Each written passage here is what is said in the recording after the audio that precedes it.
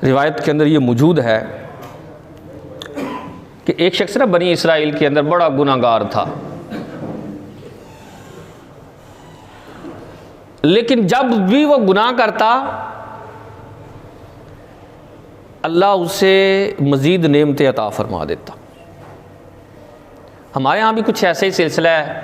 हम क्या कहते हैं, हम कहते हैं यार अगर पूछा जाए ना भाई कैसे हालात हैं, पैसे ना आना हो तो कहते माड़े हालात ने, पैसा हो जायदाद वगैरह या ये चीज़ें हों कहना अल्लाह दा बड़ा फजल है जी, अल्लाह दा बड़ा करम है।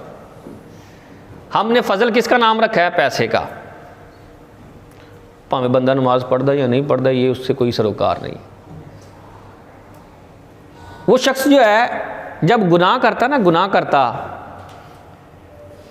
उसे अल्लाह मज़ीद नेमत अता फरमा देता। इधर गुनाह हो रहा है उधर उसको नेमतें मिल रही हैं।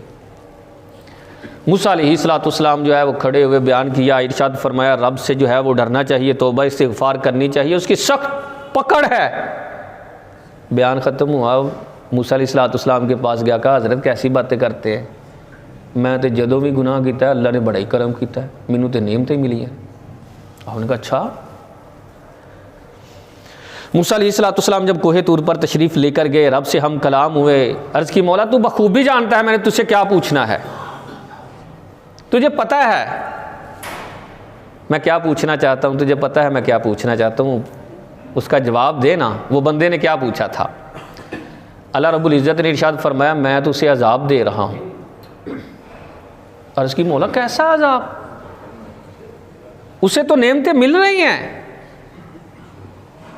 उसके रिस्क में इजाफा हो रहा है। अल्लाह रब्बुल इज़्ज़त ने इरशाद फरमाया तू नेमतों की तरफ देख रहा है, माल की तरफ देख रहा है, जब जब उसे नेमत मिलती है वो मेरी रहमत से दूर होता जा रहा है। अर्ज़ की कैसे? फरमाया वो गुनाह करता है मैं उसे दुनिया दे देता हूँ लेकिन अपनी बारगाह में सर झुकाने की तौफीक तो नहीं ना देता, अपनी बारगाह में सर झुकाने की तौफीक नहीं दे रहा, वो मुझसे दूर होता जा रहा है। जिसे मैं तौफीक देता हूँ उस पर गोया के रहमत फरमाता हूँ। हम कहते ना हज़रत साहब टाइम ही नहीं होता जी, नमाज नहीं पढ़ी, दुकान पे टाइम नहीं होता, ये ना कि टाइम नहीं है। क्या बयान किया जा रहा है? अल्लाह उसको तौफीक ही नहीं दे रहा कि मेरी बारगाह में आकर ये सर झुकाए।